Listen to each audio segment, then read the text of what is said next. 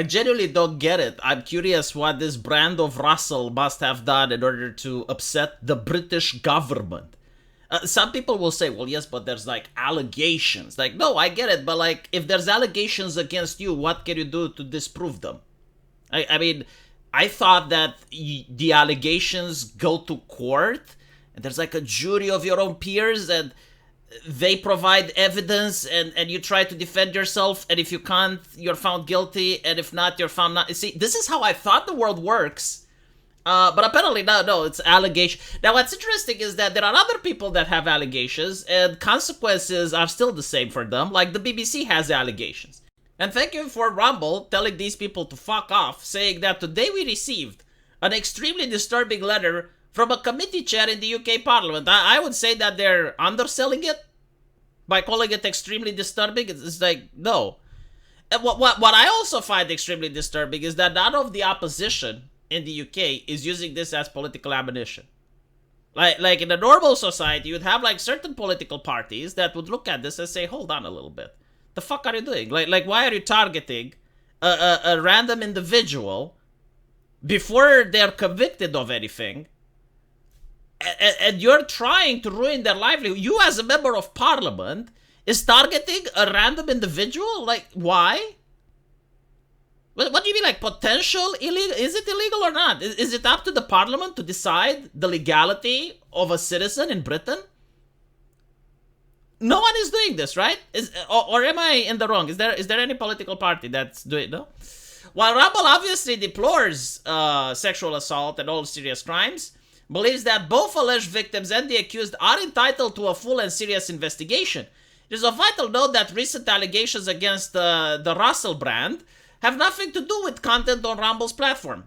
And I would like to point out that this is the situation of even rappers. Like, there are rappers that have like a criminal conviction and have been convicted for stuff, and yet their music is still on social media. And you know what I think about it? Fine. What the fuck does one have to do with the other? If you commit a crime, there is a legal system involved. Like, you go to prison, you go to jail, you pay a fine if you committed a crime, right? Social media is something completely different. Like, you don't get to be allowed on social media because you have good behavior. It's not about that. Now, if you're committing crimes on the internet, then that's a different conversation, right? Like, if someone is grooming children on the internet, if someone is using the internet to launder money, okay, fine, I understand that. Like, that should be banned. But if it's a person that, like, okay, let's say they commit crimes in real life, so the brand of Rusell legitimately did these things he's accused of, then he should go to prison. When he comes out of prison, he can go back on social media. I don't understand what does one have to do with the other. I mean, but by this logic, why should he be able to use a car? Why should he be able to use R&B? Why should he be able to have a bank account? Why should be, right? Like, why do we draw the line at social media? Well, like, how many other privileges should we restrict from someone? What I think should happen, again, is if you're guilty, you go to prison, right? The law clearly states what the punishment is for what a person has committed in that situation. And when he comes out of prison, he's reintegrated into fucking society. But anyway, so yesterday, YouTube announced that based solely on these media accusations, they decided to bar Mr. Brand for monetizing his content. Rumble stands for very different values. We have devoted ourselves to the vital cause of defending a free internet, meaning an internet where no one arbitrarily dictates which ideas can or cannot be heard. We regard it as deeply inappropriate and dangerous that the UK Parliament would attempt to control who is allowed to speak on our platform or to earn a living from doing so. Singling out an individual and demanding his ban is even more disturbing given the absence of any connection between the allegation and the content of Rumble. I would like to point out that they did the same for Robinson the Tommy. They also did the exact same tactic. Like now, and they were singling out and they were very concerned and shit. And I'm starting to think, it's like, what, was Rumble going to run for office or something? Sorry, was Rusell, like, interested in running for office or something? Like, how can they justify that with this system they're not going to silence political dissent? Like if someone wants to run against this lady and has a platform different to her, how can I be assured, if I was a British citizen, that she wouldn't use this political power in order to silence the opposition and dissent?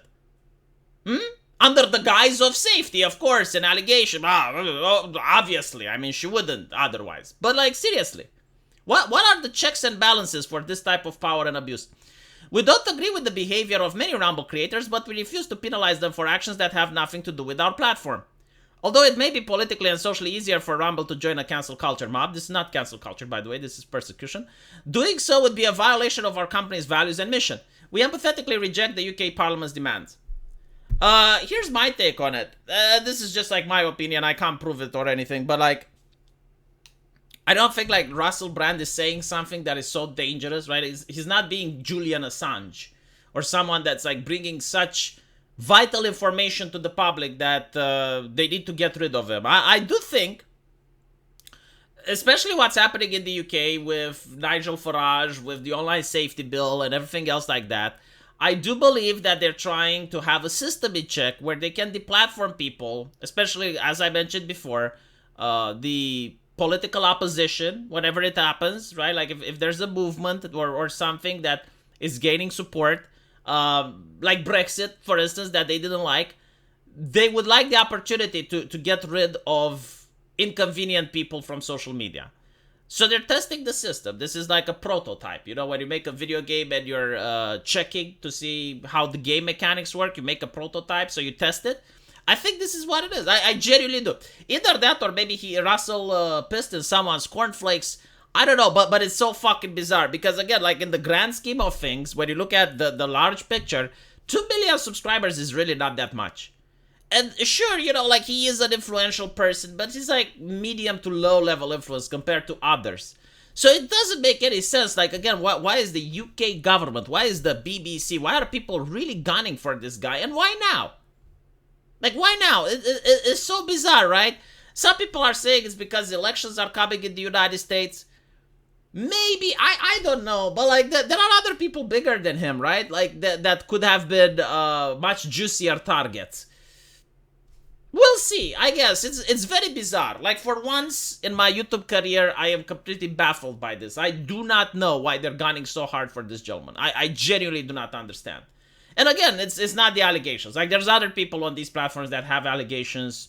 No one cares. Like, again, famous people, rappers. Arch made the video, went through a list of names. Like, no, you can't tell me that this is about the allegation.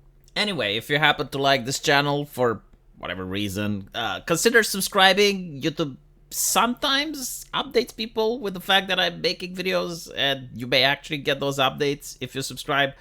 And if you really like this channel, I mean, like, really like this, you can go to my subscribe star, and you get the best buyer's remorse on the internet.